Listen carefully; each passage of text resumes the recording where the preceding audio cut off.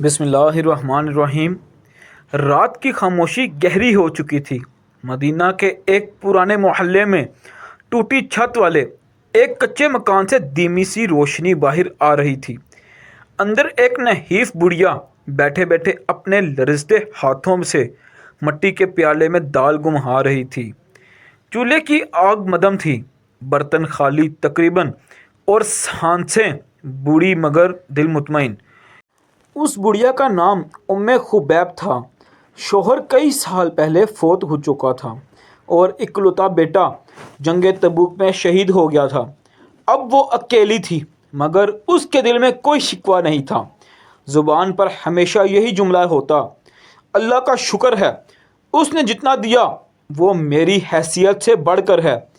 ایک دن قحط نے مدینہ کے ارد گرد کے علاقے کو اپنی لپیٹ میں لے لیا۔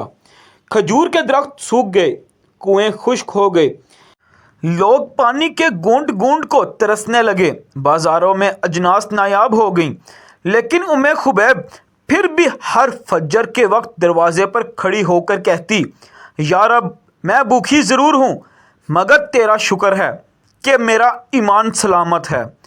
اس کے پڑوس میں ایک دولت مند تاجر رہتا تھا، عبداللہ بن ربیعہ۔ وہ ہر روز بڑھیا کے دروازے کے سامنے سے گزرتا، مگر کبھی رک کر بات نہ کرتا۔ ایک دن اس نے دیکھا کہ بڑھیا چولہے میں لکڑیاں ڈال رہی ہے، مگر ہانڈیاں میں کچھ نہیں۔ وہ حیران ہوا، قریب گیا تو سنا کہ وہ کہہ رہی ہے، اے میرے رب، آج ہانڈیاں میں کچھ نہیں، مگر میں ایمان رکھتی ہوں کہ تیرا رزق ضرور آئے گا۔ یہ سن کر عبداللہ کے دل میں کچھ ہلچل ہوئی۔ وہ واپس گھر گیا اور اپنے غلام سے کہا، چاول، گوشت، کھجور اور دودھ بھرو اور رات کے اندھیرے میں اس بڑھیا کے گھر چھوڑ آنا، مگر میرا نام نہ بتانا۔ اگلی صبح خبیب نے جب دروازہ کھولا تو وہاں ایک تھیلا رکھا تھا۔ اس نے آسمان کی طرف ہاتھ اٹھائے اور آنسوؤں میں کہا، اے پروردگار، تو کتنا کریم ہے، تو نے میری دعا سن لی۔ عبداللہ دور سے یہ منظر دیکھ رہا تھا۔ اس کے دل میں ایک نرم روشنی سی پھیل گئی، مگر اس کے شیطانی نفس نے سرگوشی کی، جا کر بتا دے کہ رزق تو نے بھیجا تاکہ لوگ تیری سخاوت کا ذکر کریں۔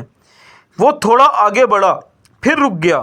ضمیر نے کہا، نہیں، اگر تو نے بتا دیا تو ثواب کم ہو جائے گا۔ اس نے خود کو روکا، مگر دل میں تجسس باقی رہا، کیا بڑھیا سمجھے گی کہ یہ رزق کسی بندے نے دیا ہے یا خود خدا نے؟ 3 دن تک وہ چپ رہا، مگر تیسرے دن ضبط نہ کر سکا۔ دروازہ کھٹکھٹایا، بڑھیا باہر آئی۔ عبداللہ نے نرمی سے کہا، امی جان، وہ کھانا جو آپ کو ملا تھا، دراصل وہ میں نے بھیجا تھا۔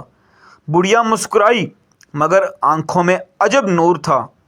بولی، بیٹا، میں تجھے دعا دیتی ہوں، مگر ایک بات بتا دوں، اگر اللہ نہ چاہتا تو بھی نہ دیتا۔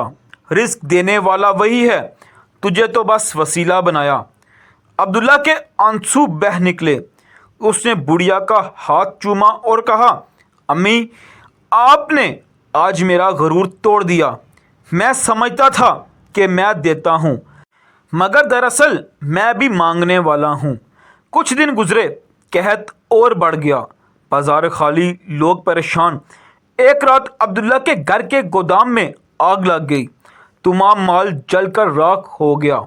لوگ کہنے لگے، اب وہ خود سائل بنے گا، مگر حیرت انگیز بات یہ ہوئی کہ اگلی صبح ایک قافلہ باہر سے مدینہ پہنچا۔ وہی مال جو عبداللہ نے کچھ ماہ پہلے یمن کو بھیجا تھا، وہ سلامت واپس آ گیا۔ عبداللہ نے فوراً خبیب کے گھر جا کر کہا، امی جان، اللہ نے مجھے واپس سب کچھ دے دیا۔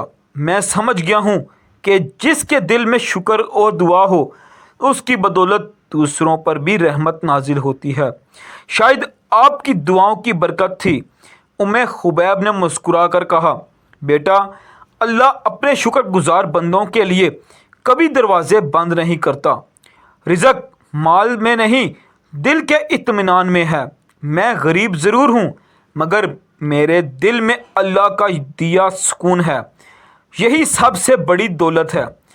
اس دن کے بعد عبداللہ نے اپنا طرز زندگی بدل دیا۔ وہ ہر روز چند مسکینوں کے گھر خفیہ طور پر کھانا پہنچاتا اور ہر بار دل ہی دل میں دعا کرتا، یا رب مجھے خبیب جیسا شکر گزار بنا دے۔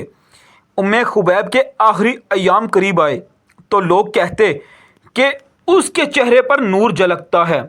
وفات کے دن وہ دھیرے سے مسکرائی اور کہا، اے میرے رب، تو نے بھوک میں بھی شکر کا مزہ دیا، فقر میں بھی سکون دیا، میں راضی ہوں تجھ سے۔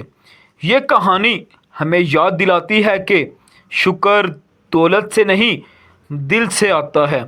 جب انسان مصیبت میں بھی الحمدللہ کہتا ہے تو آسمان کے دروازے اس کے لیے کھل جاتے ہیں۔ اللہ کبھی اس کے رزق کو نہیں روکتا، چاہے دنیا روک لے۔